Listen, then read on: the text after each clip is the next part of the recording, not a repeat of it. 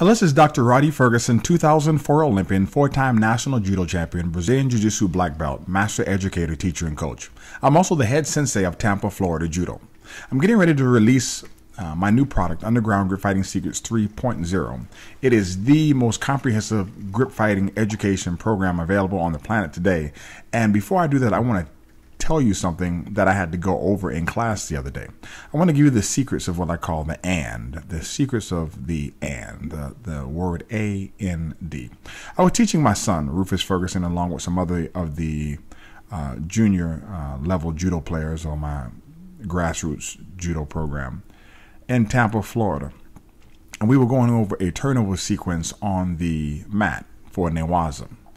And I was noticing that they were not implementing the move with the efficiency and proficiency that I would like. I want to use the word fast, but when we say they're not doing it as fast as I would like, it doesn't really explain what fast means, because you can do things fast and do them incorrectly. What I wanted them to do was pay attention to the and. We were doing a movement, and after the movement was done, I had to walk to the whiteboard in my school, because I don't only teach on the mat, I also teach at the board, because I believe it needs to be a total educative process when you're teaching judo. You can't just teach people based upon the move. You also have to teach them based upon what they see on video, and sometimes what you write on the board, because there are different types of learners in a classroom environment. So I went to the board and I wrote down peanut butter blank jelly. And I said, fill in the blank. They said, and. I said, up blank down. And they say, and. I said, Tachiwaza blank Newaza. They say, and. I said, correct. So I said, the thing that we're learning today is we're learning the and. And I need you to focus on the and part. They said, what do you mean focus on the and part? I said, well, what happens is, well, let me explain. We were doing a drill where the person has to throw seoinage. So one person puts their hand on the lapel and they throw seoinage. They throw seoinage as hard as they can. If they can throw the person, then they throw them. If they miss, then the person who is now on top has to start the turnover sequence that we were practicing. So the person throws, and right after they throw, the other person has to get in position to do the Newaza technique. If they're not getting in position right away with the right efficiency and proficiency, then I call mate. And I tell them that the ability to do your Newaza technique is going to be based upon you adhering to the and, or focusing on the and. And they said, well, what do you mean when I say the and? I said, well, what do you have to do in order for me not to call mate? I have to immediately put my left hand on the belt and my right hand on the collar and drag. I said, correct.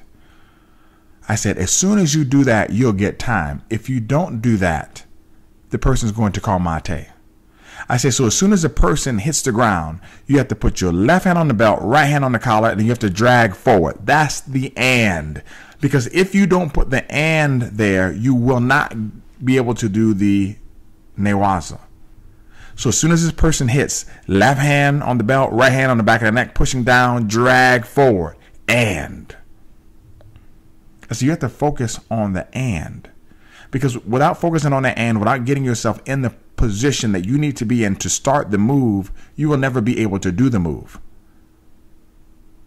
This is not just in terms of doing the move. This is in terms of also getting time from the referee in order to do the move, so that the referee can see. By you doing the sequence over and over again, they start seeing, oh, I see what you're doing. I know what you're doing. I'm comfortable with you doing this particular movement. I will now give you more time to pull this off. As soon as the person falls down, left hand on the belt, right hand on the back of the collar, pushing the head down, drag forward, and then put your feet in and do the movement. Now,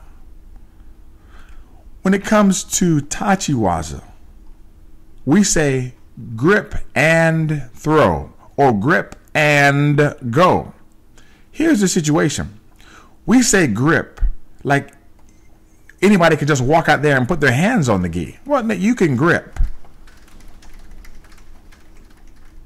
but you can't throw without an appropriate and, which means Underground grip fighting secrets or grip fighting education allows you to know where to put your hands so that you can do the technique. Because if you don't put your hands in the right place and you don't have the right leverage and you're not winning the grip fighting battle, you can't throw. Because if you do throw, your hands are going to slip off the gi. If they slip off the gi, it's a false attack, or you're going to get countered. Especially in this new type of game where people will sit back and allow you to throw in order to counter you because somebody has to throw quickly. You need to really concentrate on the and. And the problem is nobody's teaching you the and. You could do uchikomi so you're blue in the face. You could do nagikomi. You could do randori. But until somebody specifically sits down and teaches you the and, you cannot grip and go. You cannot grip and throw. You cannot. Man, I'm almost 40 years old. I'm in no shape. I got a banged up knee. Man, I'm not even close to being good at judo anymore. And I can walk into the dojo, especially in the United States, or almost anywhere in the world, and I can jump on the mat and wrap my knee up and go practice. Because these guys can't grip me and throw me. Yeah, they can throw me if I line up on a crash pad, but you can't grip me and throw me. Because I'm not going to let you get your hands in the right position. This is why if you line up and try to grip with or throw Jimmy Pedro, you have such a hard time. This is why if you do Brazilian Jiu-Jitsu, you watch a guy by the name of Travis Stevens, nobody's going to take Travis Stevens down because you have to grip him and then you have to throw him. Your only option is to shoot a double. He knows you're going to do that. Best you could do is shoot, pull a guard, and let him end up on top. And then the grip fighting he's going to apply from the top position is going to make your arm so tight he's going to dominate you and he's going to pass anyway. Listen, here's what you got to understand. You need to learn the and part. The and part is the secret part. I don't care how long somebody's been teaching. I don't give a damn if they are 8 Dan, 9th Dan, 15 world championships. They don't know this. They don't. There are a few people on the planet who know this. I have met them. I know them. I see them at the world championships. I see them at the IGF meetings. There are but a few people who know that. Even some of the best instructors on the planet don't know this. Even some of your best judo players, they may know it inherently. They may know it when they fight, but they don't know it enough to give you the core concepts and teaching points and learning points and educational points that you need in order to learn it or to get in front of a group of people and teach it. It's different. I'm not talking about being able to do it in a tournament. I'm talking about being able to sit down and teach it and deliver it and disseminate it and inculcate it in such a fashion that it can be digested by people and applied in the dojo. That's what I'm talking about. You need to learn the and. Like I tell my son, Rufus, sit down and do your work. If he doesn't sit down, he can't do his work. And then when he sits down, there's a level of mental preparation that he has to have, which is he needs to grab his pencil, he needs to focus, he needs to read the directions. There are some twos and fews that he needs to do in order to do his work. Only thing you're thinking about is sitting down, work. There's an and in there. Sit down, get good posture, back straight, feet on the floor, grab your pencil, put your hand on the paper, read the directions, and then do your work. But you're forgetting the and. You're just doing uchikomi. Moving uchikomi, nagikomi, grab it. Come on, man. You're not even teaching how to grip fight in class. You don't even have the numerical system of 1, 2, 3, 4. Where to put your hands, how to move, where to put your foot. Where your foot needs to be, lefty versus righty. If it's inside, if it's outside, if it's lined up straight, what happens? What throws are available if your foot's in? If it's out, what counters are available? What happens? You don't have any of this stuff. When should I bail out? When should I do sumi? When should I not do sumi? If I do sumi, what happens immediately when the sumi hits? What do my hands need to be when I hit the ground? Why shouldn't I let go of the gi? And if I do let go of the gi, what happens? Come on, man. You listen. If you want to know, I'll let you know. If you don't want to know, fine. You can sit in the dark or you can light a candle. My track coach at Howard University, William P. Mocher, used to say, don't curse the darkness, light a candle.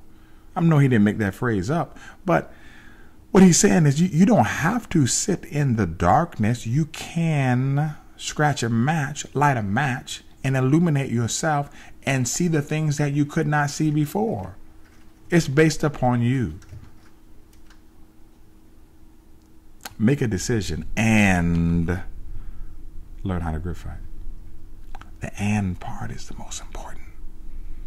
Take care. This is Dr. Ferguson. Have a super fantastic day.